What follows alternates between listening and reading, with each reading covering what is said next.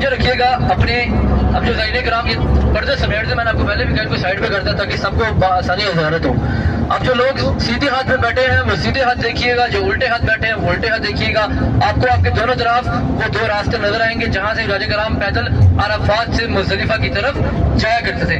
आपको दोनों तरफ फुल करंगे दो रास्ते नजर आएंगे जहां से ज़ाहिरीन कराम पैदल अराफात से मुज़दलिफा की तरफ जाया करते थे। ये टोटल 5 किलोमीटर का ट्रैक होता है जहां पर ज़ाहिरीन कराम पैदल जहां से गुजरा करते थे।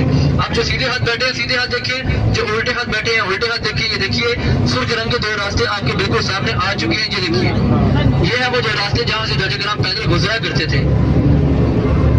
ये है वो दो रास्ते। यहाँ से अपने उल्टे हाथ मस्जिद निमरा का खूबसूरत मंजर देखें। यहाँ से आपको मुकम्मल मस्जिद के 6 मीनार 3 गुंबद नजर आएंगे। देखिए उल्टे हाथ में कितनी खूबसूरत मस्जिद माशाल्लाह।